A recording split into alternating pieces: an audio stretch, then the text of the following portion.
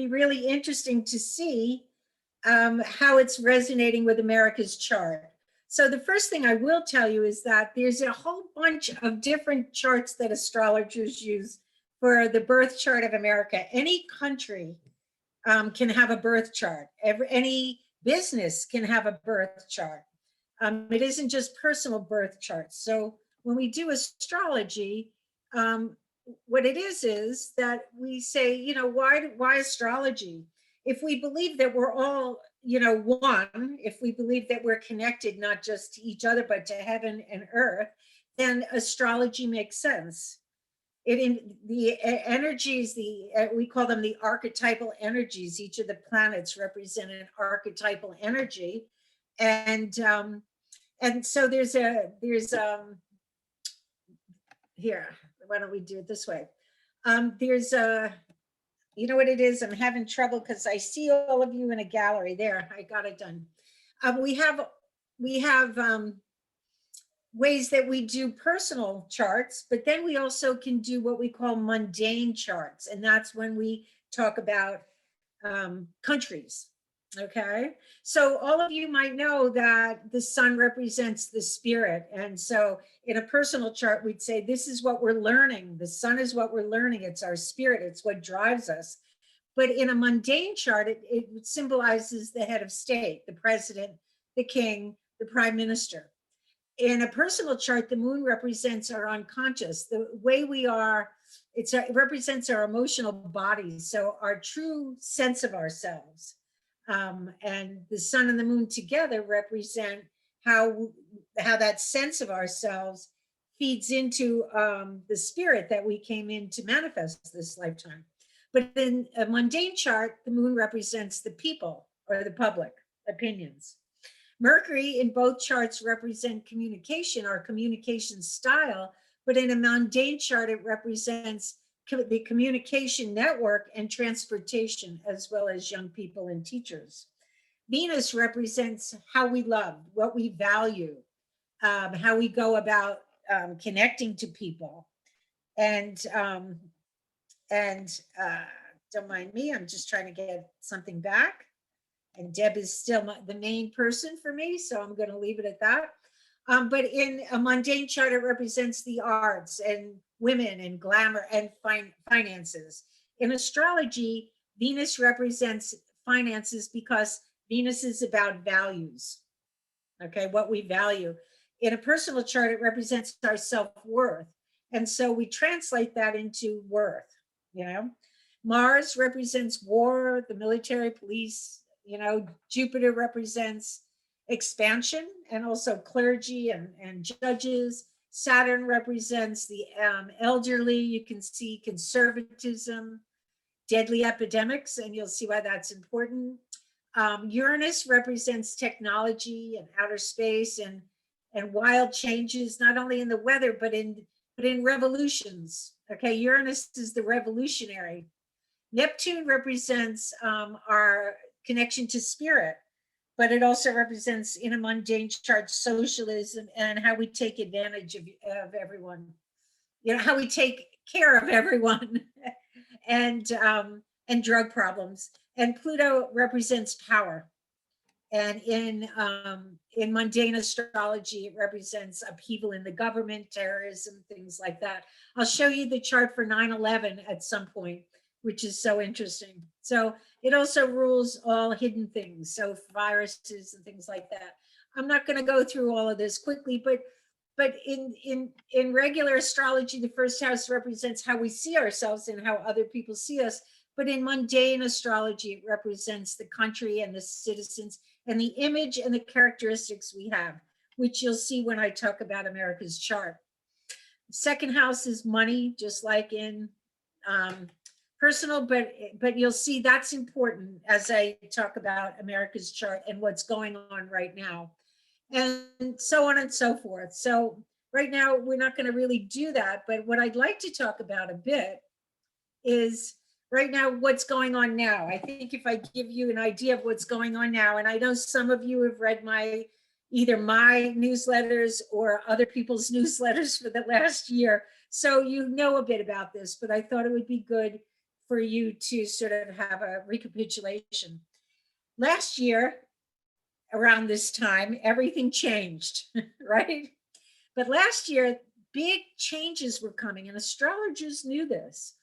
3 cycles changed. Now, every time you have 2 planets, you have a cycle, like the moon cycle, right? You have the new moon, the first quarter moon, the full moon, the waning moon, and then back to the new moon.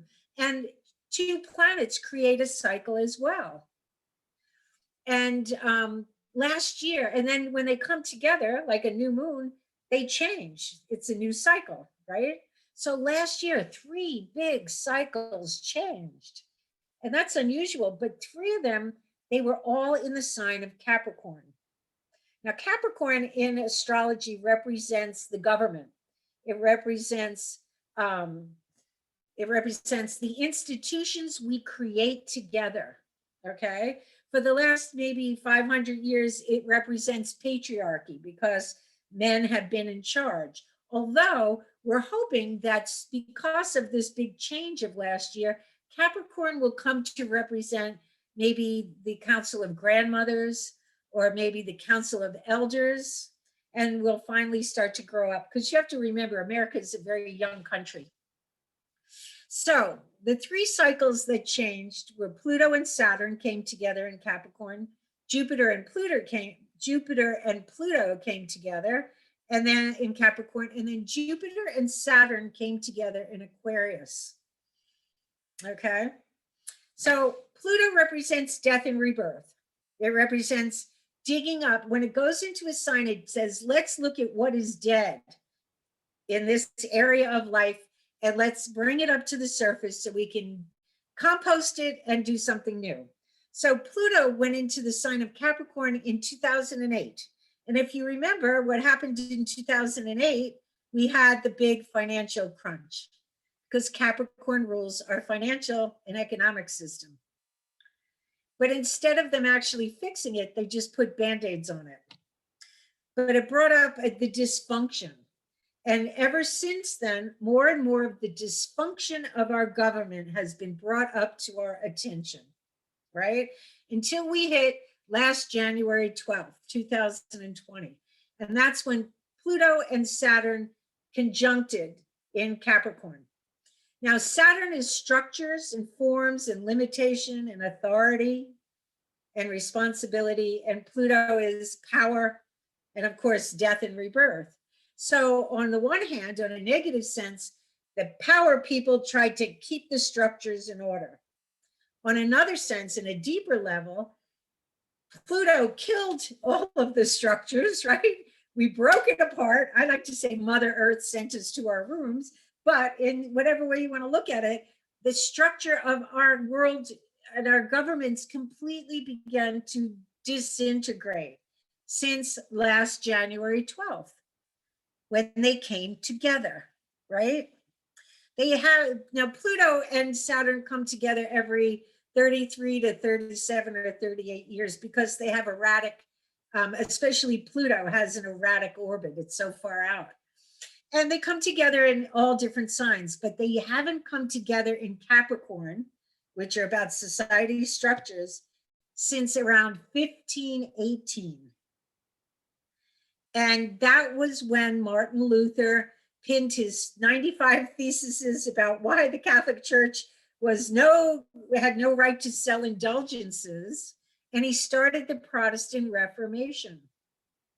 And the world changed. If you know your history, before that, the Catholic Church ran everything in the West. They were the supreme authority. So having this for the first time in 500 years was a big deal. And it signaled the beginning of this tremendous change in culture, not just our American culture, but in world culture. So the interesting thing is, all 3 of these planets, when they came together, except for the Saturn and Jupiter, but they came together around 22 to 25 degrees Capricorn. So if any of you know your chart, if you have 23 to 25 degrees or 26 degrees of Aries, Cancer, Libra, Capricorn, you have gone through a tremendous change along with this energy. So that was the first thing. So, the shit hit the fan, excuse me, but it did. We didn't know on the 12th about the virus, did we? Not really. They came together and everything exploded. Then Jupiter and Pluto came together. And that is usually about pandemics. It's so interesting. Jupiter and Pluto come together every 12 or 13 years, but they came together in 1918 for the Spanish flu. They came together in 1981 with HIV when Pluto and Jupiter were in Libra. And I didn't go back in history. I didn't want to give you a whole history lesson, but basically, there was a lot going. There's been, if you go back and you study it, there's been a lot of pandemics when Jupiter and Pluto get together.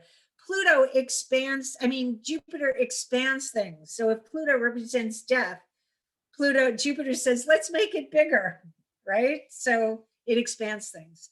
And then the third thing that happened last year, which is really powerful, is Jupiter and Saturn came together on December 21st on winter solstice in the very first degree of Aquarius.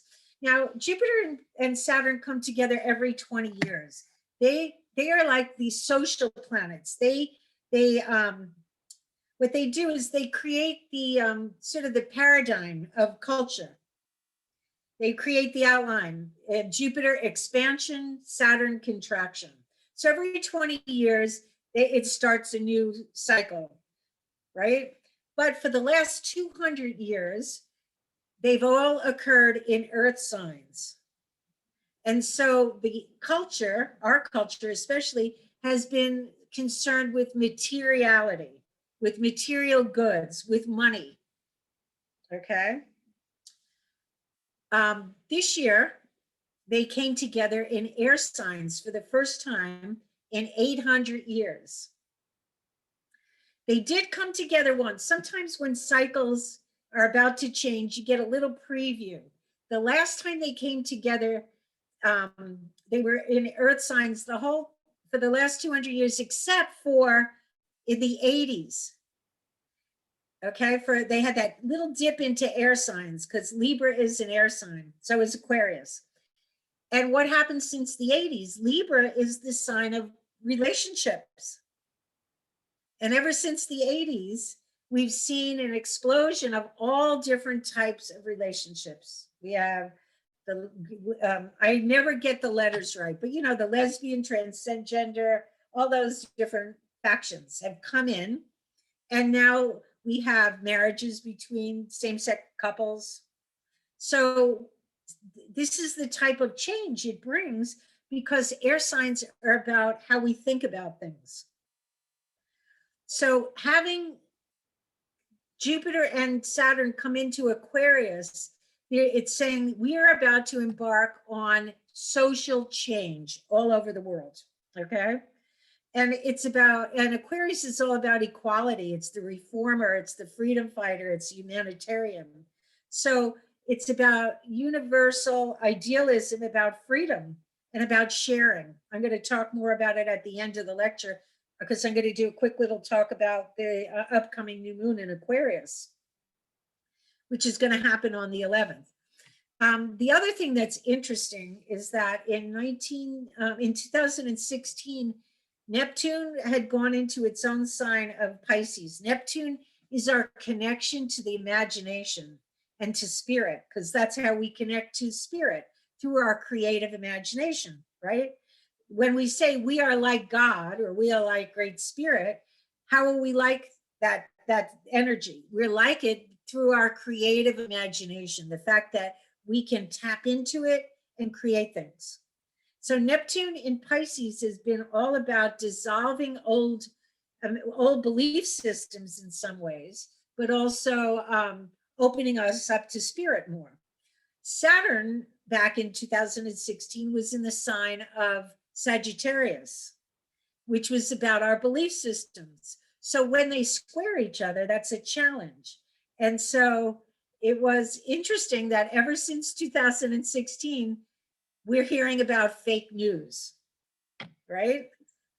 I don't remember hearing anybody talk about fake news before then. And or discovering the truth. It's really about finding new meaning and a vision, okay, your own personal vision, but it can also lead to blind faith. And we've seen that with what happened with President Trump and his followers. For some reason, they are following him with blind faith and not thinking for themselves. Now, it's interesting. One last thing I will say, an astrologer friend of mine told me that Steve Bannon, who was Trump's advisor, especially in the beginning, is a trained occultist. So he knows astrology. So it doesn't surprise me at all that they made use of knowing that all of this stuff was coming down the road, and they could twist it and use it to their advantage more than any other time in history, right? Because really what happened in 2016 was we need to look at our beliefs and we need to find the truth. But if you have some people who are willing to twist things, they can say, guess what? You can't believe in anything. There's nothing to believe in. Now listen to me and I'll tell you what to believe in. And that's what we found. So all of that was going on in this last year and a bit.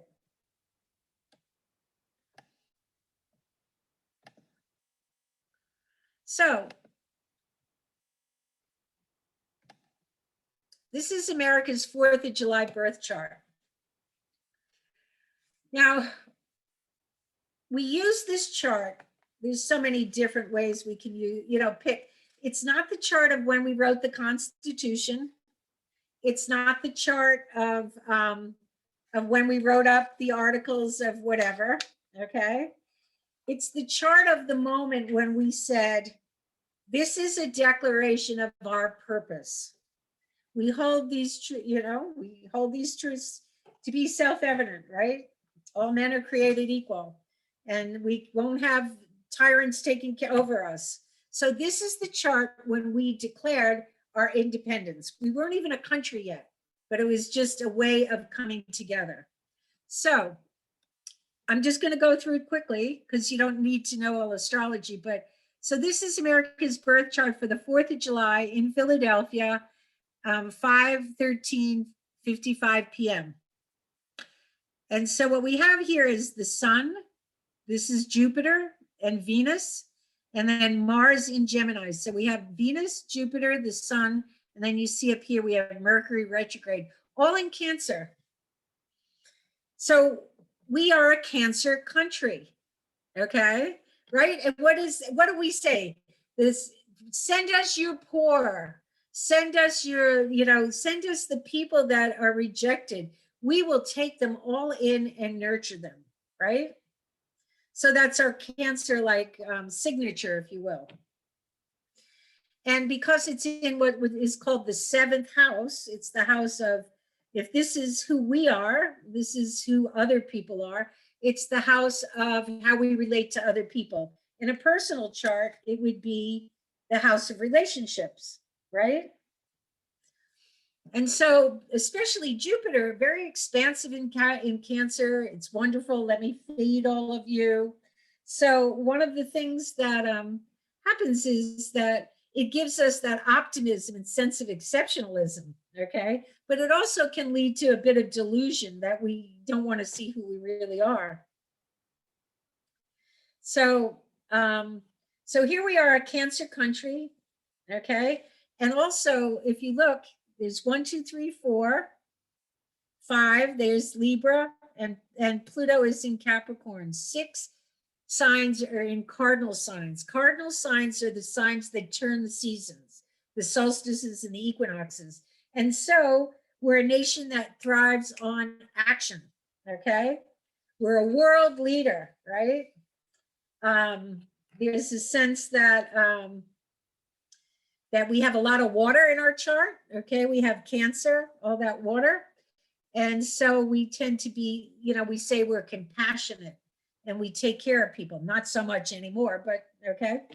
So the thing is, in astrology, we also say, what is the ruler of the chart? I'm going to get to that in a minute, but we usually look at the ascendant, what's coming up over the horizon at the moment of birth. And for us, it's Sagittarius, which I'll get to in a moment. But the ruler of Sagittarius is Jupiter, which is in Cancer. So Cancer is ruled by the moon. Here's the moon. The moon represents us, the people, and it's in Aquarius, right? So here we are. It's that it says ultimately the people rule.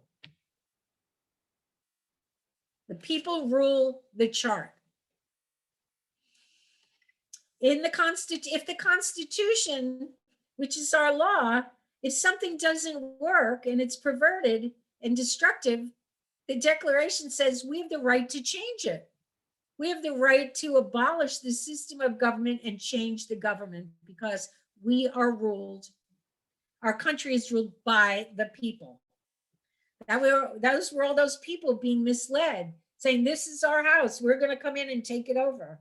That's another thing we'll get to about what's going on right now and why they thought it was time for them to take over the country.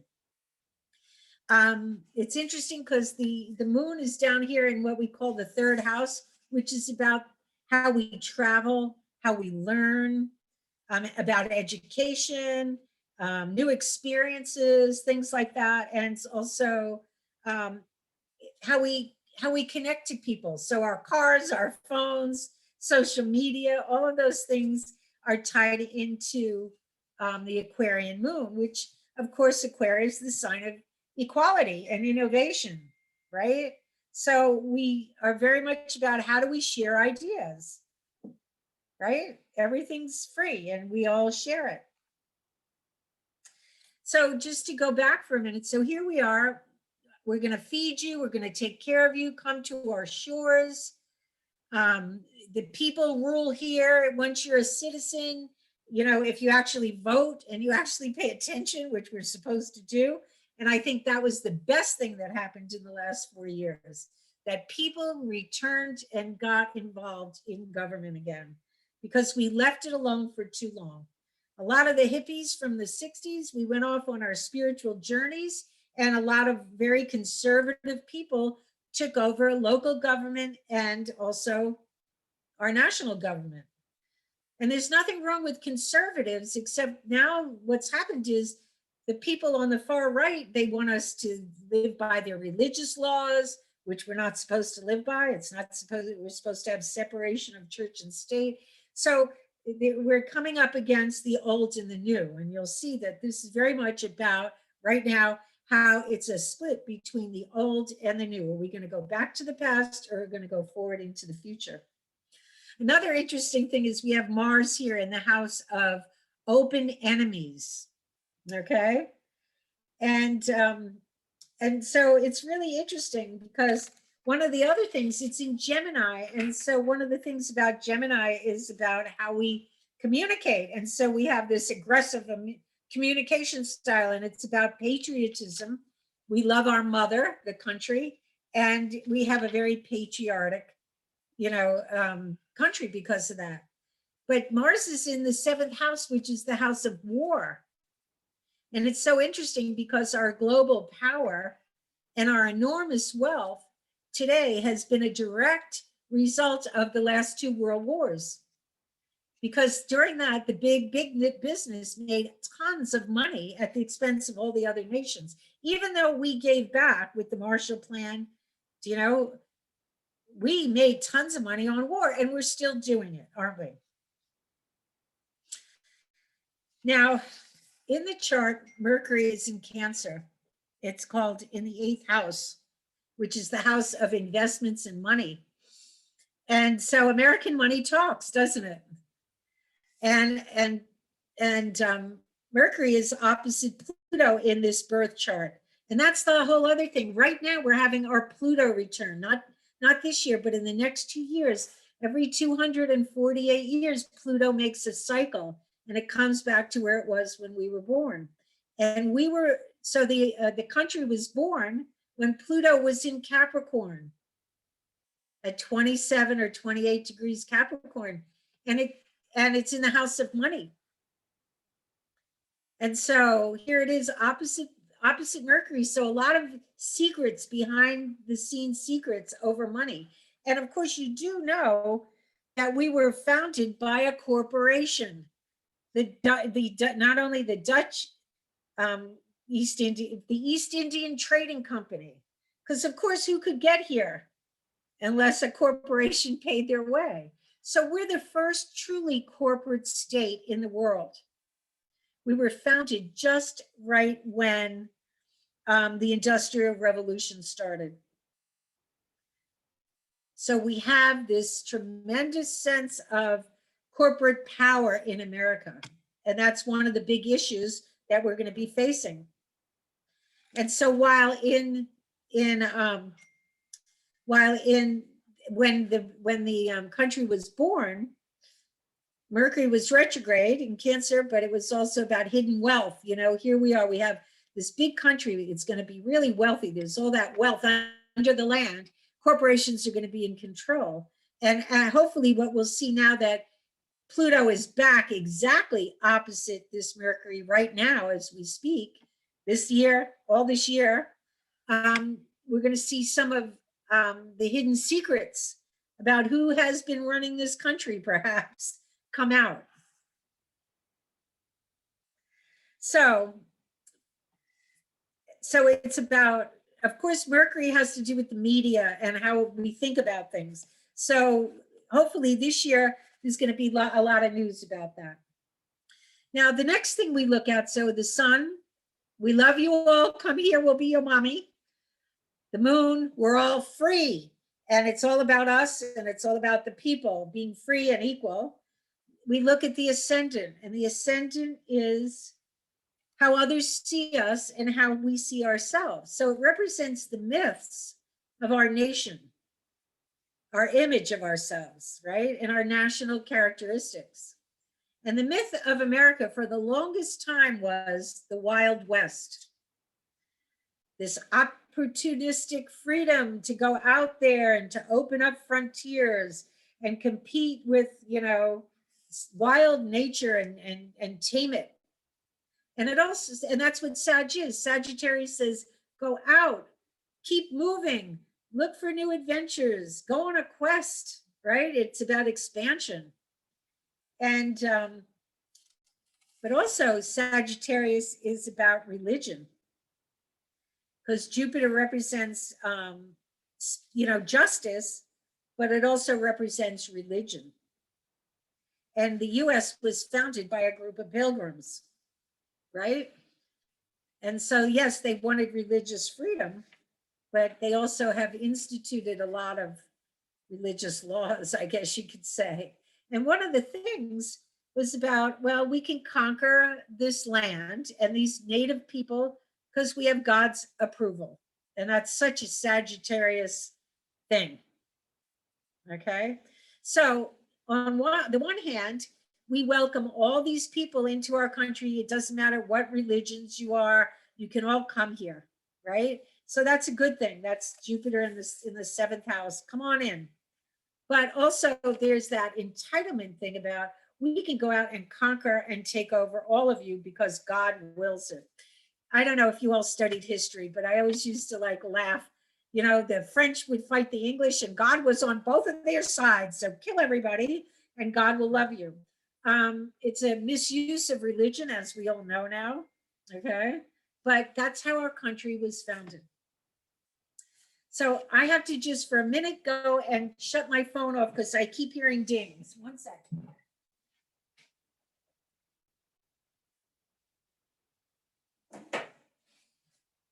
It's probably all my kids sort of starting to talk about the Patriots and Tom Brady. You know, they WhatsApp each other constantly.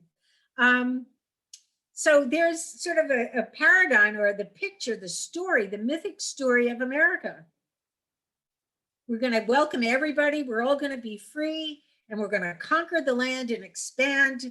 And we're going to go out in the world and be the leader. Interesting. This is called the 10th house. So this is like a Capricorn house and it rules government.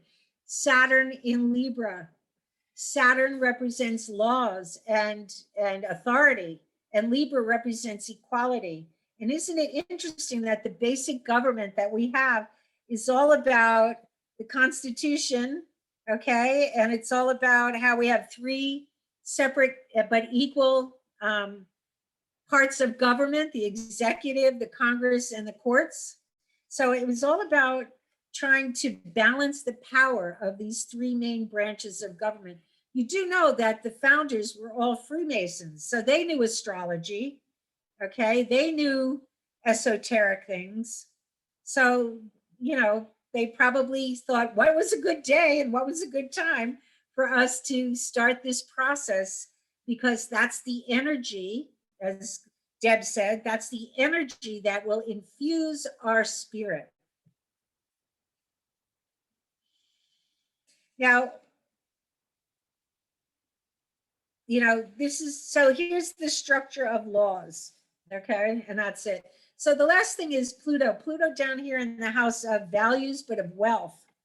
And so corporate control, possessions, and things like that. And also the past, and imperialism, okay? Because that's what we are, we're an imperial power, especially the big business that runs us. And and Mercury retrograde, Pluto opposite Mercury retrograde in the 8th house of other people's money. So our money and our wealth and other people's money. So it's really all about the deals that you have from contracts and cooperation, sort of general business, right? Okay, so the last thing that I'll talk about, and then we'll go on, is here, this little key guy here, this like a K over a circle. That's Chiron. Chiron was a centaur, the horseman who taught heroes their destiny. He taught Asclepius about healing, and he taught all of the warriors, and he taught Hercules. And Hercules, sort of being a dumb warrior, fired a poison arrow up into the sky, and it hit Chiron. So he was wounded with the poison, but he couldn't die because he was immortal. And so we say that Chiron is the wounded healer. And until you're about 51, when you have your Chiron return, sometimes you wonder what the heck's going on. It's not a mommy wound, like mommy was bad to me, she was a witch, she made me not love myself, or a father wound, oh my God, I'm never good enough for anything. It's sort of a general cosmic wound, okay? And then when you come back to yourself at 51, you go, why did I feel like that? If you have been past 51, you'll know what I mean. So America's wound is in Aries. It's in who am I? And I find it so interesting because Americans are all orphans. Even if your family came over on the Mayflower, we haven't lived in this country long enough to put down the deep roots that most other countries have. China, Italy, the Middle East, Africa, Western Europe, they have lived there for thousands of years. We have all picked up our roots and we plopped them down here in America.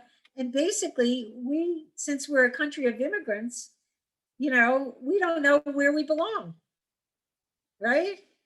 My grandparents came over, both sets of grandparents came over from Europe, and they tried to become so American. They stopped speaking Italian and Hungarian. It was like they got rid of all of their customs because they wanted to be Americans, if not in the first generation, certainly in the second and third. And so part of it is we don't have very strong roots in some ways. I never watched Oprah Winfrey much because who had time to watch TV when you had 4 kids, especially at 4 in the afternoon? I think that's when she was on. But I did watch her the last week she was on. And one of the things she said is, talking to so many people through all these years, the one thing that I come away with is how little self-worth Americans have. And we don't have that self-worth because we don't have strong roots. But we're having our Chiron return in the next maybe 4 or 5 years. And so maybe we will begin to identify with this idea of we are free citizens and we get to choose the government that we need to have, and we get to take care of all the people that are important to us. Now, the other thing, which is a little esoteric, and I'm just going to mention it quickly, there are things called the moon's node. That's where eclipses occur. And they change, they move through the sky. They're just points in space where the plane of the sun, the moon, and the earth come together, and that's why we can have eclipses. And it just means the north node is above the ecliptic and the south node is below it. But all planets have nodes. And the reason in Sagittarius is can be very moralistic and not necessarily all that eccentric and Uranian and freedom loving. In a way they are. They're more like a gypsy. But this north node is on, I mean, this our ascendant is on the north node of Uranus. So we're very Uranian. And Uranus rules Aquarius. Uranus is the wake up, the planet of awakening, of revolution, of being a genius, of thinking out of the box, of disruption and rebellion. And so there's a little added attraction that we have. Okay. Just to show you, okay, this is the chart of 9/11 when the first plane hit the tower. You know, the main thing that I want to show you, which I'll show in the next one, that's it. But I'm going to put it around. The inner ring is America's chart. In here, this is the chart I just showed you. And out here is the chart of 9/11. Okay, so here's America's chart. On 9/11, Pluto, death and rebirth, was right on our ascendant. Saturn, the planet of conservatism, of authority, was in the sign of the twins, Gemini, the twin towers. And having that, okay, here's the war, Mars and Gemini. So having that there, it changed how we saw ourselves. We became vulnerable, didn't we? Some people use an American birth chart with Gemini rising and Sag on the descendant. So you could say, here was our twin towers, our commercial interests, and here was a group of crazy religious fanatics blowing it up. Either way, it resonates with America's chart. So this is America's progress chart.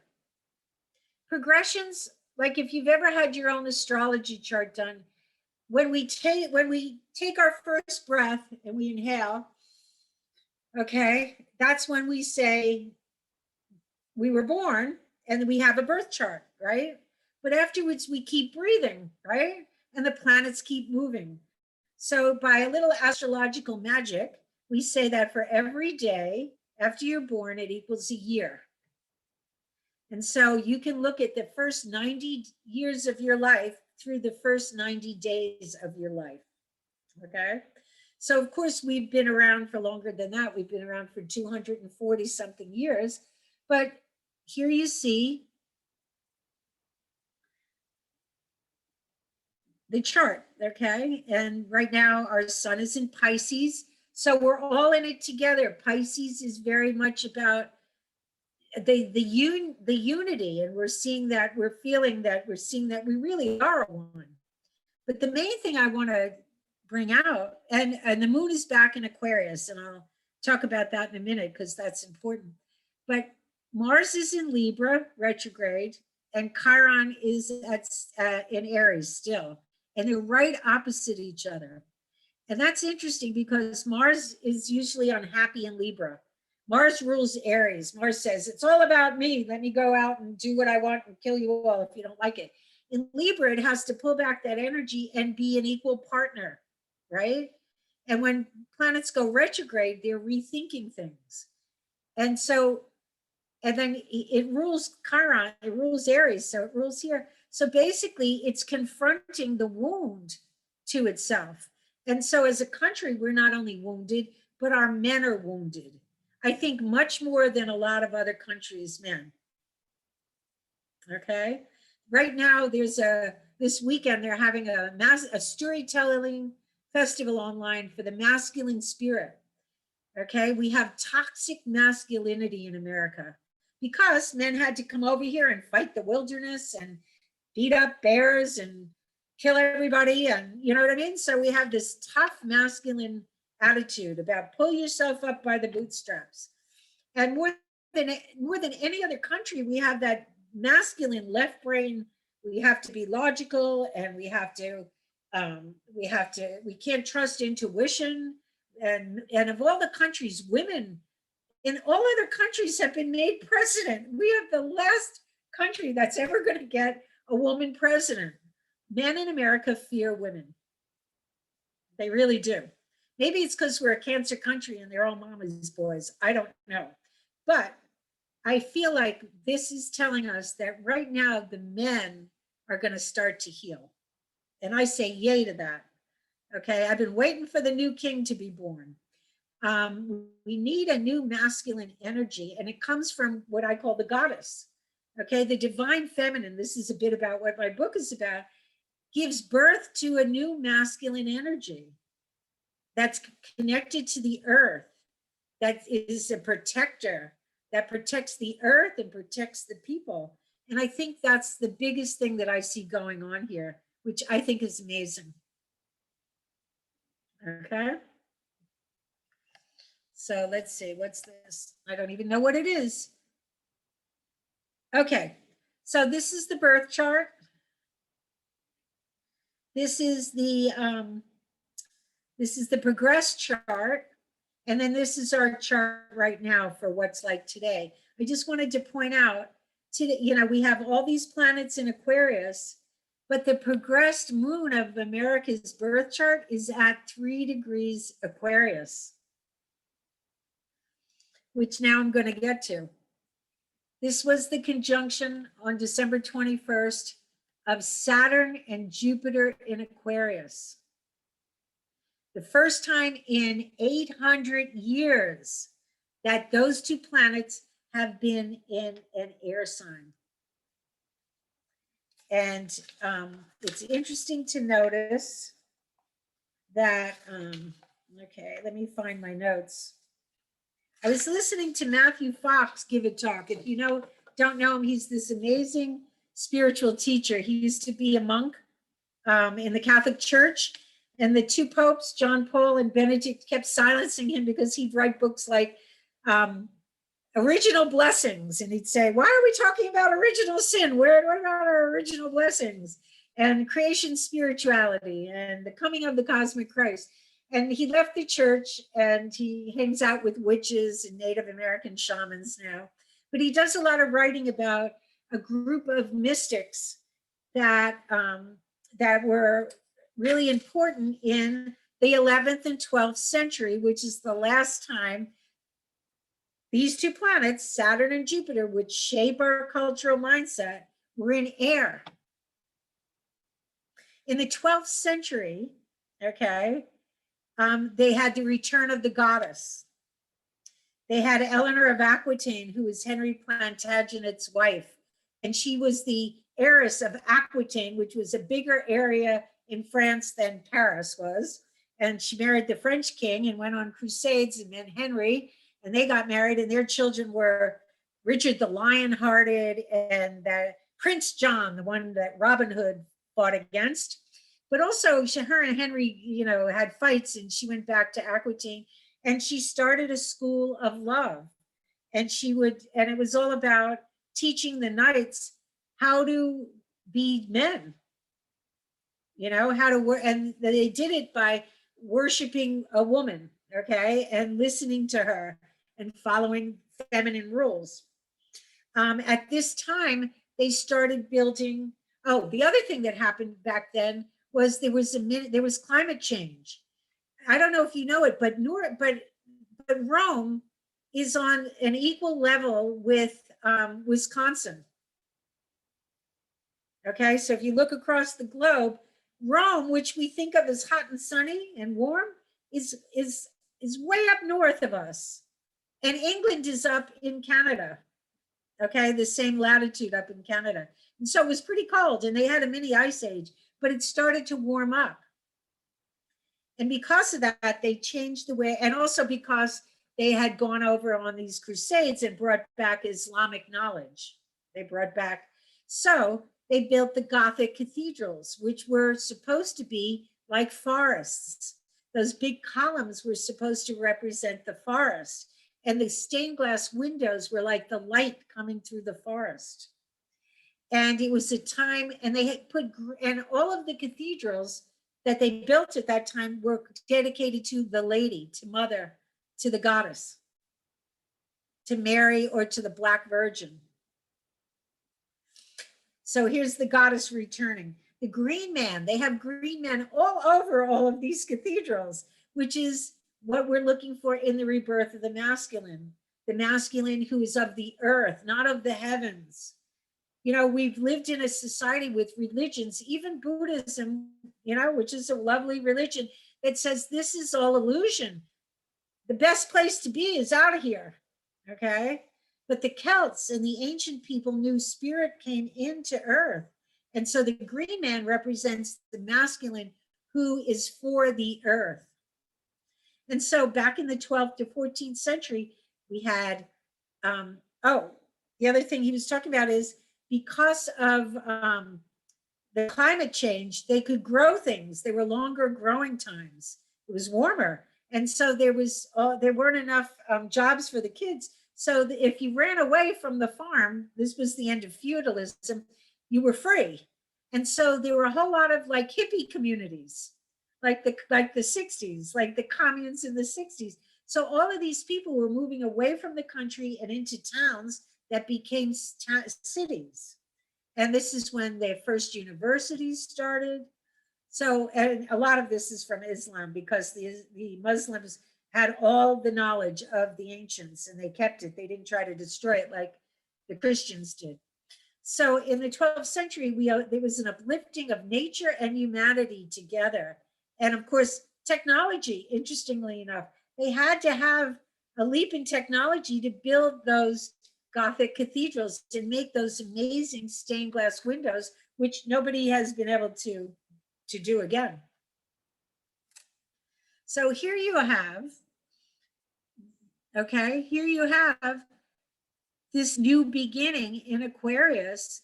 And if you go back to America's Progress chart, the public is ready for it. We are ready for it, big time. Right?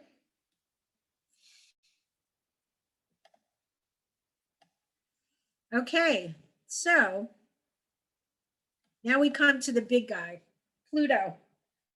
We're about to have our Pluto return, okay? Which is usually the end of empire and a rebirth. And this is what I think Steve Bannon and Trump and all of them knew about. They know it's time for a new revolution.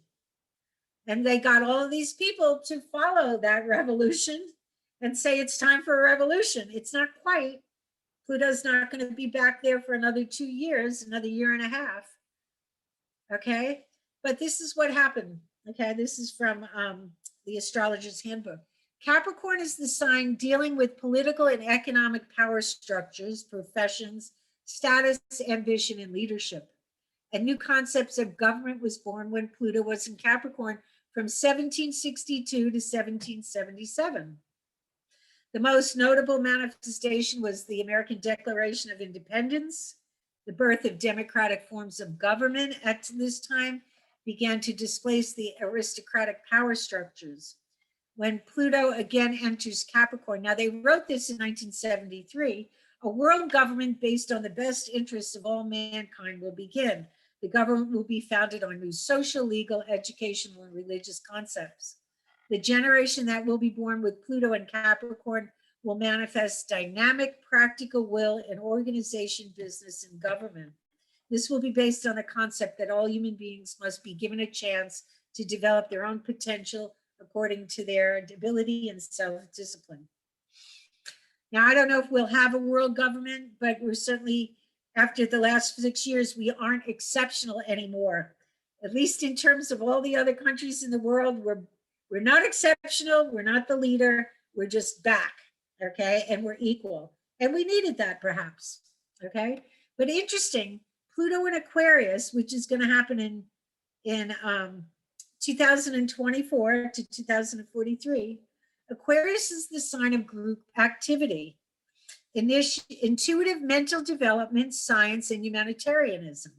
The period in which Pluto was in Aquarius witnessed the American Revolutionary War and saw the formulation of the United States Constitution and Bill of Rights. The United States had its real birth as a democratic nation, being the first to demonstrate that rule by people in a well-organized democracy or republic was possible. This was also the time of the French Revolution, major European experiment in political freedom, representing the revolt of the common people ruled by Aquarius against outmoded dictatorial forms of government.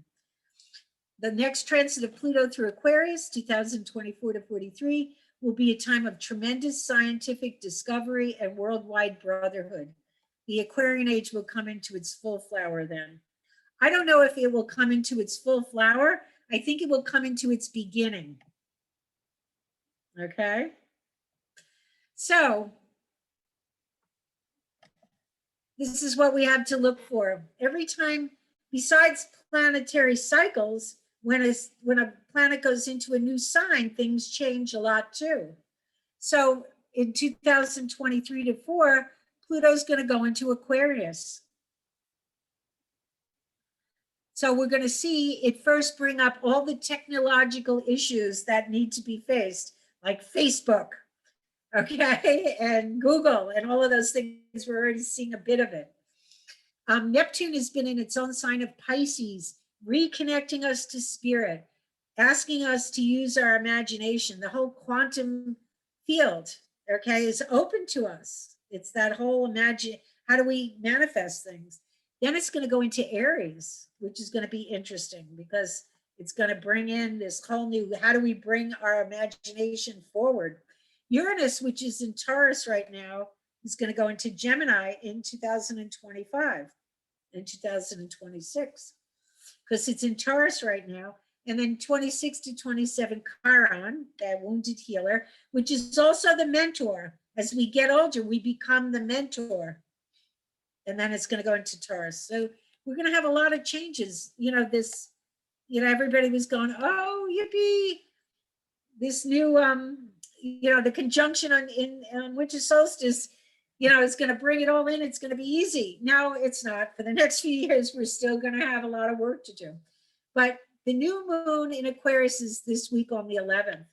6 planets are in Aquarius. Whenever that many planets line up in one sign, it's like the lights go off. You've won the prize, right?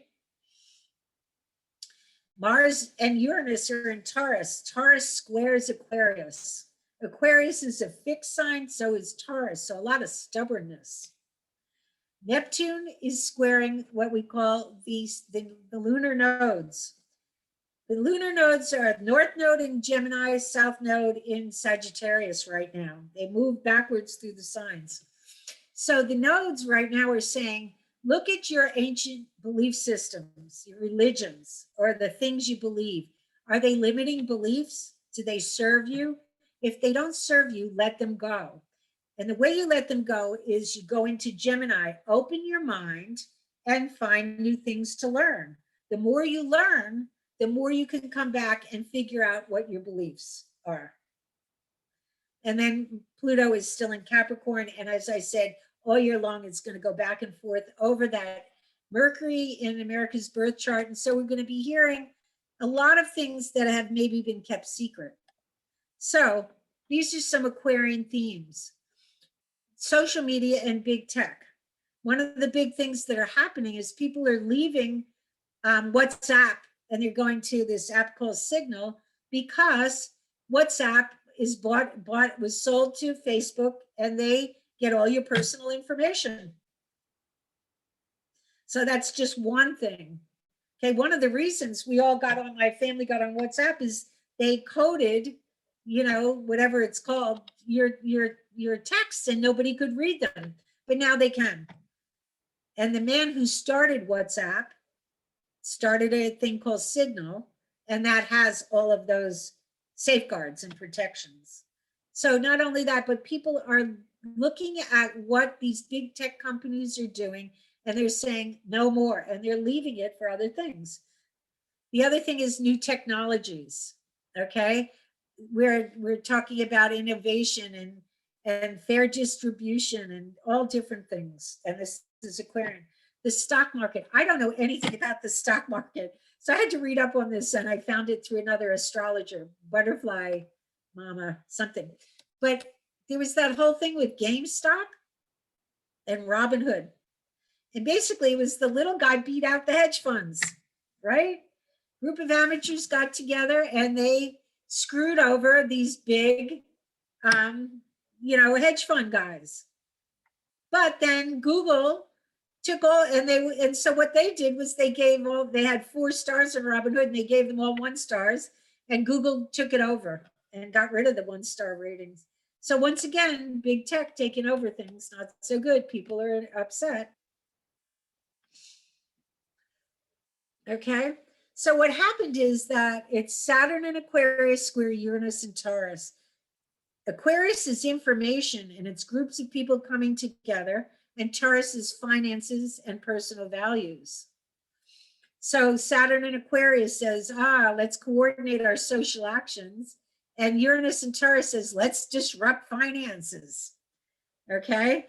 And I don't know anything about Bitcoin, but that's all in there too. I don't, imaginary money. And I guess that's the next thing coming, but I hope I'm dead before I have to deal with it, because I'm saving my dollars, I got my money that way.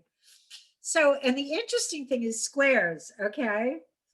Squares create friction, okay? And they want to change the rules, right? And last year we had all of those planets in Capricorn. This year, the big energy is going to be Saturn in Aquarius squaring Uranus in Taurus. But it's the last phase, it's the last square, like the waning moon square, the moon that comes up at midnight and you see the last quarter moon. So it's all about consciously knowing what you value. Okay.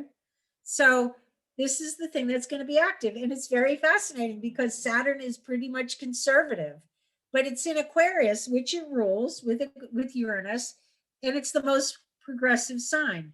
Whereas Uranus, which is revolutionary and awakening, it's in Taurus, the most traditional, earthy, fixed sign you can get. So we are going to run into some issues, right? The first time they square is going to be February 17th. So watch what's going on for you. And they're going to square it around 7 or 8 degrees of Taurus and Aquarius. If you have any planets there, you'll be affected. Or if you have planets in Scorpio and Leo around there, you will be affected. But it's going to happen 3 times because planets seem to go backwards. Like right now we're in Mercury retrograde. That's just about an orbit. We orbit past Mercury. I was telling Deb, excuse me. Because Mercury is inside of, between us and the sun, it doesn't get very far from the sun compared to us. So it has to look like it goes backwards 3 times a year just because of the orbits that we have. But it represents how we think. And our thinking runs away from us. So it's really good that we get stopped and we have to rethink about things, right? So all planets look like they go retrograde except for the moon. Even, Mars did last year. Instead of being in Aries for 6 weeks, it was there for 6 months. And that's why we had a lot of disruption. Mars and Aries rule, and Mars and Aries, Mars retrogrades, but not very often in Aries. It's the sign it rules. And there was a real danger of the government going to war, but they didn't. Okay, because it was squaring all of those Capricorn planets, which is really about the struggle between the old versus the new. So this year we're going to have, what can we, Saturn in Aquarius and Jupiter's there. Jupiter has a lot of ideas. Let's do it. And in Aquarius, it's like, yes, let's get out there. But Saturn says, well, let's see what's possible. And it sort of tones down that energy. And then Uranus challenges it and says, let's see if it works. And because Aries is a fixed air sign, it brings us knowledge. But because sharing information is Aquarian, okay, it's also about distributing information and shared. And that's what we're seeing a lot. And just kind of a fun thing, Aquarius rules the circulatory system of the body. And Aquarius is opposite Leo, the sun, which is the pump of the circulation of the body, right? So this is what is happening. People are taking coordinated action. We're having the democratization of information, the decentralization of power with different groups fighting for freedom and sovereignty, and people are getting more powerful, okay? And people are coming together in groups. We're finding our tribe. So my throat is sort of getting, okay, one sec. Stop share. Okay. Gallery view. Okay. I think that's it for now. Any questions? I've lost a lot of you, I see. Kathy, that was great. That was so interesting. So much to think about. So it looks like, if I'm right, from what you had said, things don't really start happening a lot till maybe 2024. Like we're going to be in this time, like everybody saying, no, we got this new president, everything, but it's not going to happen right away. It seems like things are going to start rolling in about 3 years. Am I right? Another 2 or 3 years. Okay. And that doesn't mean that there still won't be hardship. When we'll really know what's happening, okay, is around in 40 years, okay? Because all of this goes back to the 60s. Back in the 60s, 65, 66, Uranus, the planet of revolution, and Pluto, the planet of evolution, death and rebirth, evolution, came together. And they started a new cycle. And that's all the crazy hippies, make love, not war. It was like a new moon, you know? Then from 2012 to 2015, those two planets were in a square, first square. And all of the issues from the 60s and 70s came back. Women's rights, equal rights, voting rights, social rights, all of that. And we're still working on that. When it has the opposition sometime in the 2040s, I'm not quite sure what date, that's the full moon aspect. And that's when we'll know, did we do the work? But this is our time to do the work. We're the grandparents of the future. And if we don't do our work now, in that future, okay, big tech will be in charge. You know, whatever, all the, you know, people that are so afraid and into these conspiracy theories, they're kind of right, because there are, you know, quite a bit of powerful people who pretty much run the world. But if we do something about it, we will create a better version of what they think they're doing. Yeah. That's a good point. Grandparents, that's how I feel like. I'm a grandparent. Well, we're at that age too, but I feel like this new generation that's being born now is going to be the one that really brings the change in. I guess I wasn't expecting it that long. So we might not be around to really see it. I'm just curious, like personally, then what I'm hearing you say is to this is the time where we start letting go of what doesn't serve us and to start getting new knowledge in to make some decisions of how we want to move on with our life. Is that kind of what you're? Yeah. And I heard something that I really liked today on this storytelling conference. She said, you know, instead of talking about our purpose, why don't we talk about our gifts? Our purpose sounds like, oh, I have to get out there and like, and our gifts are just, if we develop our gifts and then offer it in to help, you know, contribute something, okay? That is more important than thinking I have to have this big giant purpose, because it's, you know, basically everybody's saying, what's my purpose? And it's driving people crazy, you know, because we're still caught in patriarchy thinking it's got to go big, it's got to be influential, it's got to make me powerful, maybe I'll make $1 million, rather than you know, a lot of it might just be, if you change, you send out that vibe, and that's what you do, and that's all it is. Do you know? Yeah, true. That could That's be. such, I love that. I love the rewording of purpose to gifts. And you're right. We all have a gift to share. And if we all shared our gift or gifts, it's, it just manifests so much better than, yeah, purpose seems so like exhausting, like, It seems exhausting. It does. and And I I love read the this idea of really nice little story on Facebook, um, about a mother who was at an airport. She was pregnant and she had a little 2 or 3 year old, and he was having a tantrum. And she was trying to get him. He didn't want to get on the plane, and he was screaming and crying. And she finally sat down and just started crying on the floor. And about 6 women from all over the place. They didn't talk, they weren't friends, they just came.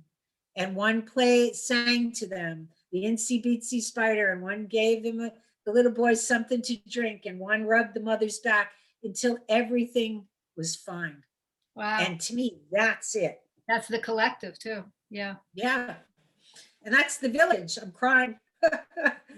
But that's the village that we need, Yes. you know? Does anybody else have another question? Just unmute yourself and ask Kathy or comments. I just need to take off. I actually want to shovel some snow before dark. Okay. So Take I care. gotta- Don't hurt yourself. Good to see you, Adria. Right, a little at a time. And I just want to say one thing, though, about the shift to gift rather than purpose. It sounds good to me, but also I'm in my 70s. And I think some of that is relevant in terms of age.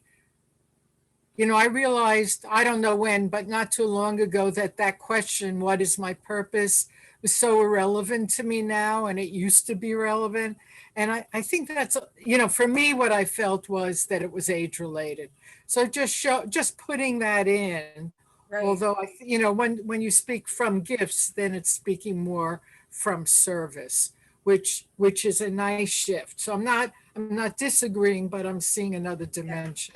Well, and I know people don't like to get into the bipolar stuff of it, but to me, purpose is very masculine and driven, whereas a gift is very feminine. It's just something that we I have. see.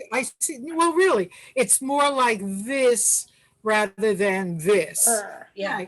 Right. I understand what you're saying energetically very much. I'm just playing. Yeah, and energetically, Adria, it's part of, like Qigong, we work in seasons, and the season of our life is like between 33 and 58. We're purposely driven. So I know what you're saying. Now, when we get older, now it's more about the gifts. We did the purpose. Now what? Yeah, is that what you mean? Kind of like age. Well, I feel things differently. Like that question fell away from me. That's what it used to be, a question that I mulled over, and it's like it's fallen. It's gone. Yeah. And for me, I understand it in terms of my age. Doesn't mean that's true for everybody. No, you're absolutely right. Yeah, I get, yeah. Mm-hmm. I have a lot of clients who are younger, who are still in that stage. And if you see that, and you may see that it's burdensome for them, you can give them this other way of approaching their lives. Definitely. Makes sense. Yeah, it makes sense. Yeah, perfect. Yeah. Thank you for coming. Bye. Set a good intention for the new moon. That's what I hear. It's a good Set a good intention for the new moon, because the big thing is, with all the planets in Aquarius, it's very much about, this is a seed time. It might not blossom for many years, okay, but it's a seed time. So set an intention, use your imagination. Aquarius is very much about our hopes and goals for the future, our hopes for the future. So we can set out a template out into the cosmos, and it doesn't have to bear fruit right now. One of the things I want to say is, if you're interested, I have your email addresses, but if you're interested, I'm going to put you on my email list. But if you ever want a reading, I'll give you 25% off. And just let me know that you were on this YouTube, this class, and you'll get it, okay? Yeah. Mary, you look cold. Where are you sitting? take her off. Unmute her. Okay, here I am. Yes, can you hear me? Yeah. I'm actually in Texas and Oh. I'm sitting out on the patio because I'm here with my grandchildren and they popped in a few times and sat on my lap. But it's like fall. It's like fall weather here. It's actually beautiful. I was going to So say, you're not you here in can our see the snowstorm. sun. I keep moving too because the sun keeps shining in my face. So that was excellent, Kathy. Thank you so much. So much information too. And I think It is a lot. That's why I put it up where you could read it. So if you bother to go yes, back, you can actually read it rather than just hear me say it. and take some notes and everything. And I think I'm kind of like everyone else too. I'm thinking, oh my God, is it going to be 40 years? I was hoping it'd be in the next 2 to 3 years. Oh Well, my the thing goodness. is, we have to start supporting, I personally, I wasn't particularly excited about Biden, but when you look at what he's doing, this is what needs to happen.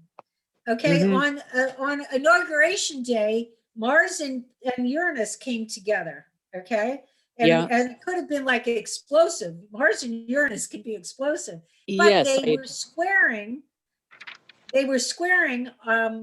America's nodes. South Node in Aquarius, North Node in Leo, and so it was a very destiny moment. Mhm. It was a moment of karmic destiny. And Okay. he's moving ahead with what we need. We need to have different energy. We need to do, I'm not that political, but for 30 years I've gone, why aren't we fixing our infrastructure? Right. Why are we letting things fall apart? We put all our money into war. War. Let's take And it all away. really, If they don't like us spending $2 trillion, let's take away the military budget. Not all of Mhm. it, okay, but most of right, it. some of it. But we need to shift our vision and our paradigm. And I think he's beginning to do that. Mhm. You know? Well, good, good. Yeah. Well, and I know too, the secret's getting revealed too. There is a lot. There's a lot of corruption. There's a lot of secrets that has to come to the surface to even eliminate, or even for us to start to look into making changes. Yeah. Yeah. But the more that regular people engage in being a citizen rather than a consumer, I'll never Okay. forget Bush Mhm. telling us to go out and shop after 9/11. And I thought, Mm. oh my God. I don't Yeah. know if any of you saw Wonder Woman 1984, the new Wonder Right. Woman movie. I'm thinking, what is this about? And I realized it was in the 80s that we became consumers. And it was all about consumerism. Right. Right. Even though it wasn't Consuming about buying products. things, the guy in it said, got the magic power. What do you wish? I can give it to you. And Mhm. everybody was wishing for different things, and it created tremendous havoc. And Mhm. Wonder Woman had to give up her wish to set everything right. And so Mhm. it's very interesting because we have to stop being consumers. The only way we can change things is to actually be citizens, to grow up and participate in this experiment of America, right? Yeah. That's a good point. Yeah, Yeah. I think our healthcare is also was taken over by the idea of consumerism rather than the true purpose of real health. So we Yeah. really need a shift on that as well. Totally. Yeah. Totally. Everything's been taken over by money. But you see, at the end, there's so much to talk about. At the I end of know. a Pluto cycle, at the end of any cycle, it's like you get down to the bottom, like the bottom of the barrel, right? Mm. And we are at the bottom of the barrel. And we are seeing that everything in America, more than any other country, is all related to money and to It crooked is. money and to dirty Yeah. money and to the people that are running the show. And that's all coming out. And because of social media, because of whatever, we are fighting back. Years ago, I tell my son, I hope all the banks fail. He went, Mom, everything would fall apart. I said, that's what we need. I'm a total revolutionary. But anyway, there's that thing. Be careful what you wish for, Kathy. Yeah. No, that's what he said. But the thing is, Yes. it's falling apart. Well, look what It is happened falling when apart. the depression hit the skids, and look at all the programs that came out of that. That's true. Yeah. So and also I was only talking about it in general, but, I was talking about the people who are making all the money and who are scamming everybody need to be brought down. Yeah. Yep. Yeah. So, okay, ladies, my throat hurts and I'm going to watch the Super Bowl. Yes. Thank you us so much. too. It was so great. Thank you so much. Thank Thank you. you. Thank you for asking me. Mhm. And the recording's still on, Yeah, just so you know. I'll shut that. Yeah, I Okay. left the Don't- questions on because they were good And questions. I'll try to remember tomorrow to